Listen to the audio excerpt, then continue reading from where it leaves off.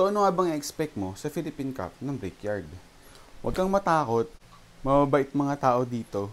So pumunta na nga tayo ngayon sa Brickyard. So ano mga dadalhin? Siyempre yung Tamiya mo, ang category natin ni X-Stock. Itong ID na to wala to, dating ID ko pa yan.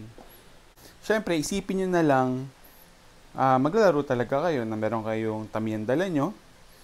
Tapos yung mga gamit, yung mga tools. Kasi syempre, kung matatalo kayo sa una, mamodify niyo yung Tamiya, tapos race na ulit. So, pag nakita niya maraming tao kayo mag-alala, may upuan pa yan. Kailangan mo nang mag-register, syempre.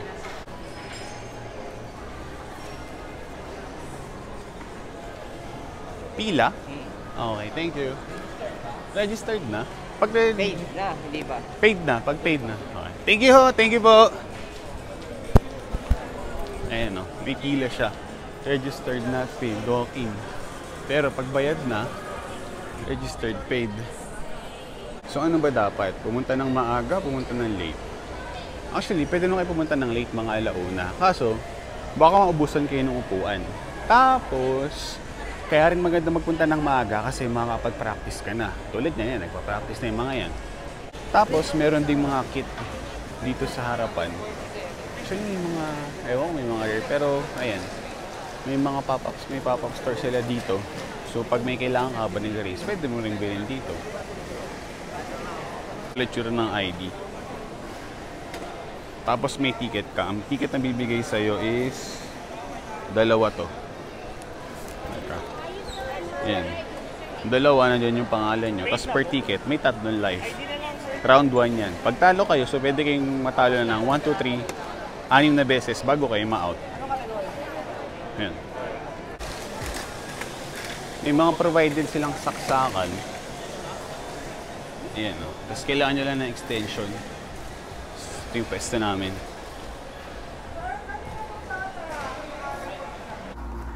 Ito pala yung itsura. Kapag dumating ka ng medyo mga late na. And, ayan, makita nyo maraming table na nakaset up. Plus, ayun, mga kanya-kanyang setup. Hindi nyo kailangan ng Tamiya box dyan. Siyempre, mas gwapo lang pag may Tamiya box. Pero ayan, pansin nyo, mapupuno na yung table. Halos puno na yung table kung pupunta kayo ng dulo. Tapos yung pila na yan, pila yan sa practice pa lang. So, huwag kayong matakot, mabilis yan. Palima-lima yan. Tapos, comfy naman if after nyo, if gusto nyo magpahinga, punta lang kayo sa table nyo. Tapos yung mga tao dito, halos lahat mabait. Like, hindi ko na-record eh. Pero ako dito, kausap ng tao. Like, kumari, nakita ko nanonood, sasabihin ko, sinabi niya tumunod, sabi ko, pre, ikaw, pumasok ka na, sabi niya, hindi pa nga eh. Ewan ko, nag-reply naman sila, mabait naman sila lahat. So, huwag kayong maintindihan. Actually, kahit mag-isa kayo dito, tingin ko mag-enjoy kayo. Yan. So, pag race start na, pipila kayo, tapos palima-lima yung laban nyo. Yung mga kalaban nyo, kung sino yung mga katabi nyo sa pila. So, kung tingin nyo, maganda yung Tamiya, yung mga katabi nyo sa pila, paunahin nyo na sila. Unfortunately, minsan mahaba yung pila. Pwede nyo gayahin yung tropa ko doon, nagdala ng jowa, tapos ginawa niya, yung jowa niya, binili niya ng ticket, pinapila niya rin. Pero gagamitin yung Tamiya niya. So, ito pala yung Tamiya na in-entry ko sa race. Isa lang po yung auto ko na pinang-entry. And tingnan nyo, ang pangit, diba? Hindi ka tulad ng iba na Gopings. So, parang, ayun, no? Di ba? Parang Tamiya, parang tangke. So, ayun, huwag kayong kabahan. Kahit anong itsura ng Tamiya dyan, no judgment. So, ayun, pag may butas na hindi dikit yung isa, may talo na kayong isa. Pag nanalo kayo, magkakaroon kayo nitong pulang ticket na to. Yung pulang ticket na yan, meaning, ticket mo yan for round 2. May pasok ka na sa round 2 and yung dalawang butas, 2 life. Ito namang isang blue na to, meron pang isang ticket sa round 1, kaso 1 life na lang. So, I can still try para magkaroon ako ng isa pa akong chance para magkaroon ng pulang ticket. So, round 2 na, and tingin ko hanggang round 2 lang ako. Tinanggal ko pa yung sticker na wish ko eh. At pumasok ako sa round 3, quarterfinals na pala to. Hindi ko na-expect, akala ko uwi na ako. Siyempre, nagpa-video na ako doon sa quarterfinals kasi tingin ko, wala, ito na eh. Akin yung coaching dilaw, ako yung nasa yellow lane. Tapos ako yung parang ewan doon natin nyo, parang kabado. So, tingnan na lang mangyayari.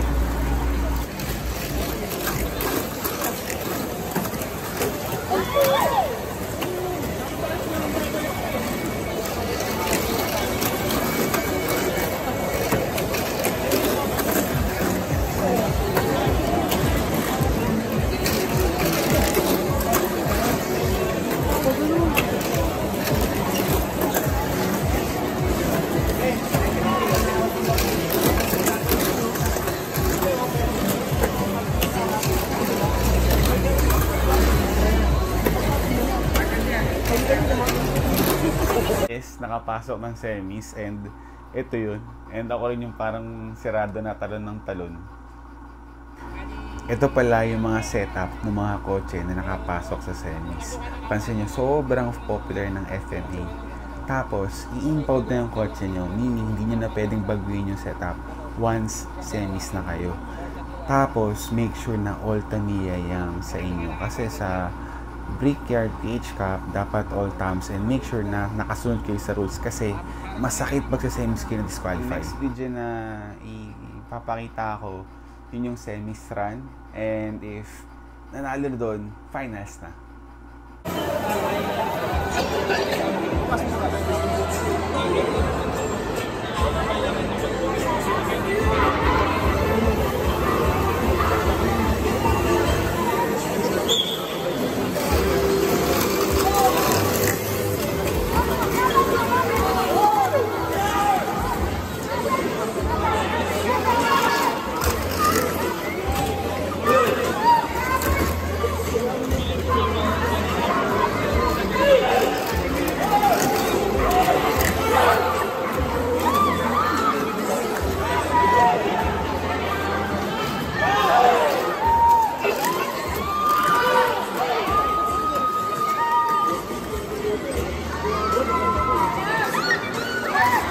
By the way, final lap na pala to. Yung makikita nyo.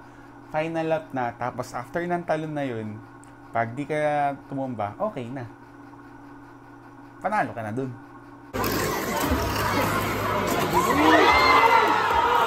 And doon nagtatapos yung experience ko sa Brickyard Race leg... Anong leg yun? Leg 6. Yan.